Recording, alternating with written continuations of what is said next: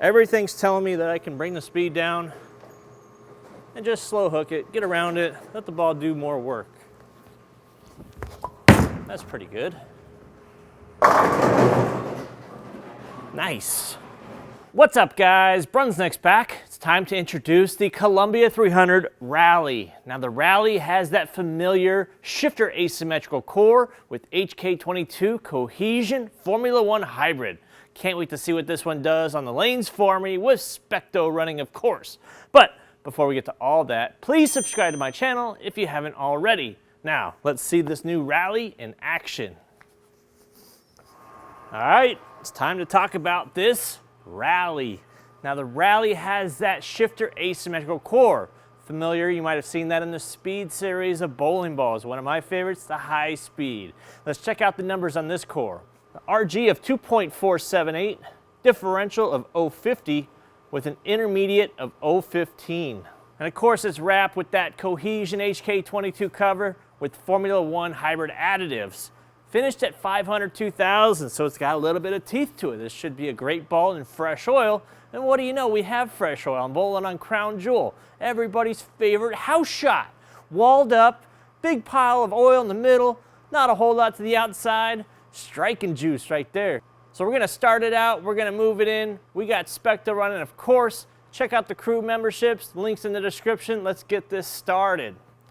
So we're gonna start it out on 15. I always drift left. Everybody asks me, hey, you say you 15, but you like slide on 22, you liar. I say I'm not lying, I just drift left. All the best players drift left. Not that I'm saying I'm the best player, I'm not. But that's just what I do. Here we go. What do you say? Oh, that rolled heavy. I didn't get a whole lot of hand into that one, but that's all right. Sometimes your best friend is just a little bit of surface. Got that in for sure. That break point was probably around 7 board if I had to guess. And the ball clipped the head pin just enough to mix them up. One of those dynamic core hits. I imagine this ball is going to flare a fair amount. 0.50 starting diff. I don't know what the numbers go to after drilling, because that would require more work on an RG swing. Let's try it again. Let's see if this is going to be like an ultra smooth performer. First shot. I mean, it dug in, it didn't overreact.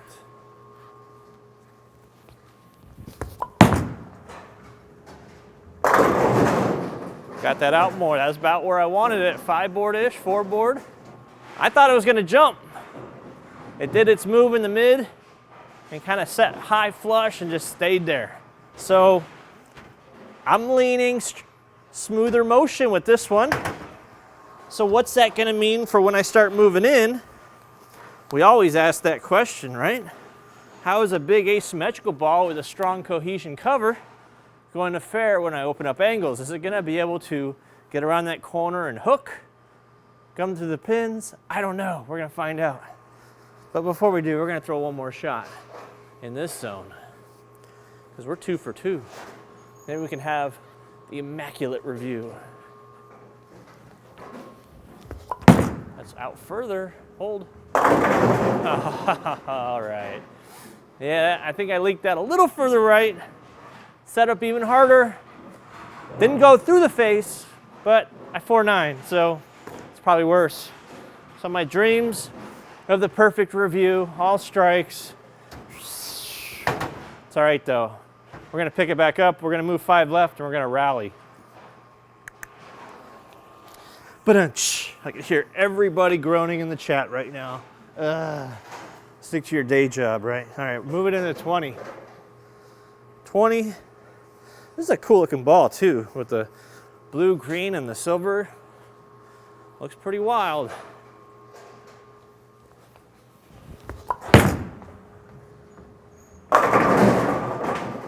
Yeah. If that didn't kick out the 10, I believe the messenger would have done the job. So what does that last shot tell us? You know, I moved in, got around it a little bit more, carried through some more oil, came behind the head pin, snapped it out, had a lot of hitting power, but so far I'm seeing this is a slower responding ball. So when we talk about how quick it responds to friction, think of it as coming back up the hill when it's trying to hook. This ball tends to come a little bit slower to get up that hill. Seems like it's trying to work up that hill to get back to the pocket. So for you guys that are maybe more rev dominant, that have trouble with balls coming off the spot too hard, that's where this one fits in. And 4%, 6% ladies? I don't remember. I'm gonna need a fact check there. I think I'm 6% now. Getting our demographics up. So that's a little wider. Okay. So initial thoughts is this is gonna be a ball. For me personally, that's gonna be better playing more straighter angles, shut down angles, but we're gonna see as we move in, because I can always adjust the speed down.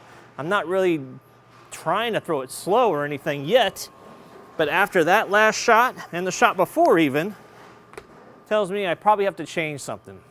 So I'm gonna bring the speed down a little bit, because it hasn't overreacted on me in this zone. I just gotta see what happens. Well, one, if I don't throw it out the window, and two, if I just easy pace.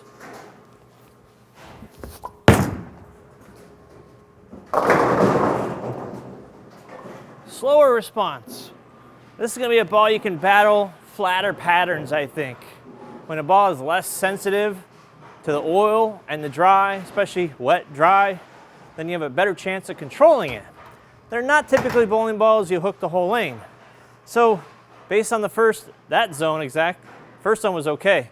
Second zone, I don't know. Sometimes we get into these swish zones though, I've noticed, where a ball's pretty good to start, struggles in the next zone, and then as we open up the angles and I change my axis rotation a little bit, things change quite a bit. All right, let's go into 25 now.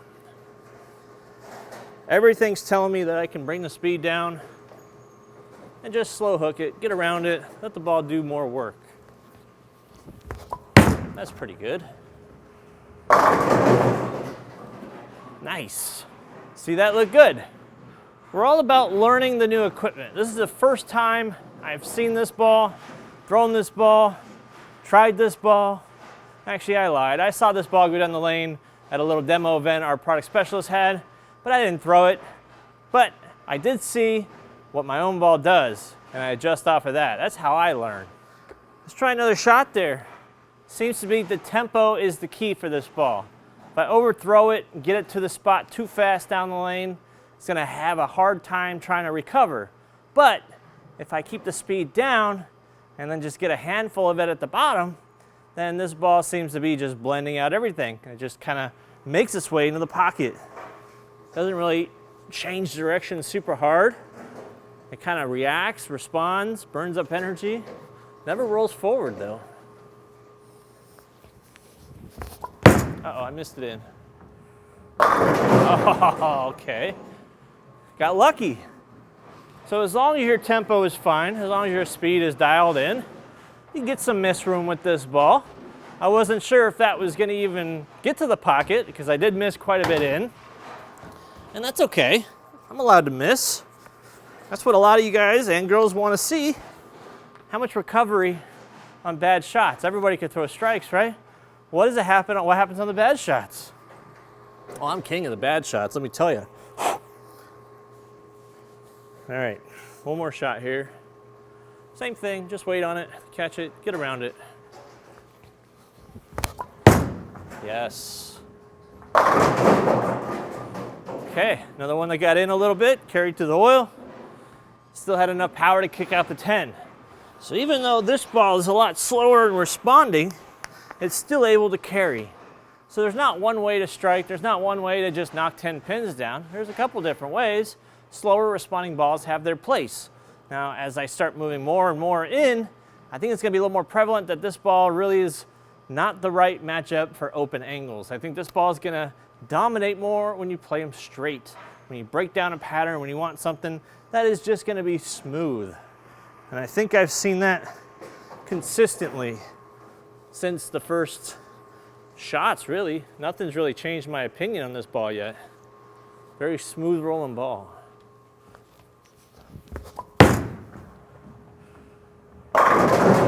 It does kick out that 10 pin though. It does kick out. Now if I was leaving flat 10s I'd be a lot more concerned and I'd be dropping my speed, but as long as it has enough hitting power to snap that 10 out, and that's what it's doing, I'm not too worried about it. Because the out-of-box surface can always be changed, and I probably would. I would probably hit it with a pad. I'd probably hit it with like a 1500 pad by hand, maybe even 1000 if I was bowling on competition or actually had a little bit of oil to work with. On a house shot, it's fine. We're fine. Yeah, let's throw another shot here. We're standing at 30, by the way. I don't know if I mentioned that last time, but we did make a move. Oh, that's slow hooked. Okay. Yes. This is kind of, for everybody that watched the World Series, when they were playing on shark pattern, where they're just kind of strapping on the ball and letting that ball just let the oil take it down the lane. You see that ball just doing so much work, but it's not hooking. That's kind of what I feel like with this ball. It's so slow to respond. It's not hydroplaning, it's just not overreacting when it hits the dry. So I'm gonna try another shot like that. So far, I gotta say, it's a different ball than I'm used to. Normally we've been making these balls that just absolutely boomerang on the back end. And to see one that kind of mellows it out, very different. Oh, that's going high. For the first? Nope. I tried. I really tried to get it through the face. I don't think it's possible. I even double stripped, like I always do, but that's okay. It's getting, I wouldn't say better and better, but when I can dial down the speed and slow hook it, I'm pretty good at that. This ball is flaring around pretty much the entire ball.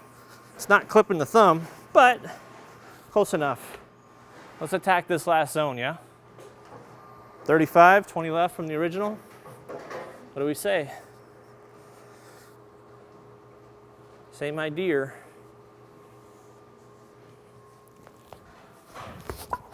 Yes. Yeah, the streak continues. Rally. Yeah, so our angles are pretty wide open now, and nothing has changed. I'm still snapping out the 10, and I can probably bring the speed down lower. I don't know what my speed is, but it feels pretty low. Rev rate, you know, I'm not trying to overhit it. I just know that this ball's not gonna jump on me no matter what I do. I'm gonna have to really throw it slow to get it through the face. Let's throw one more shot here. Let's see if we can square one up and get it high flush.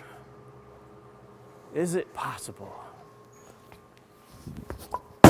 That's going through. Ah, almost. 479 almost.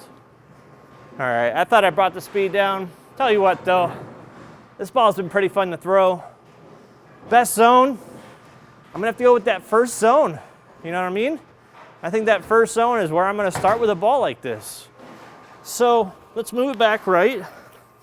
Since the ball doesn't overreact, I can just play closer to the dry, let it bleed out energy and never give up the pocket. That's the advantage of a ball like this. So we're already back in the beginning where we started. A ball like this, I want to shut down my angles, control the pocket.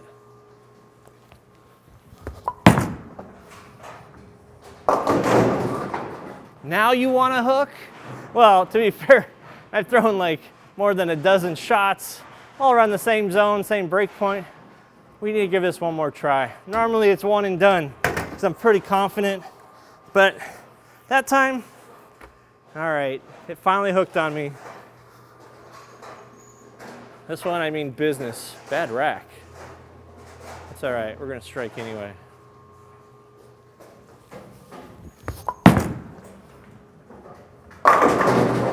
What do you know? Another snap 10. All right, guys, and 6% ladies. That's all for the Columbia 300 Rally.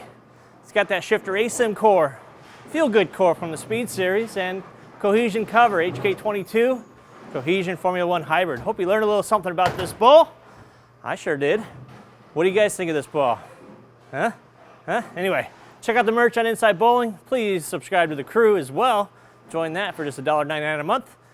Talk to you guys soon on another video.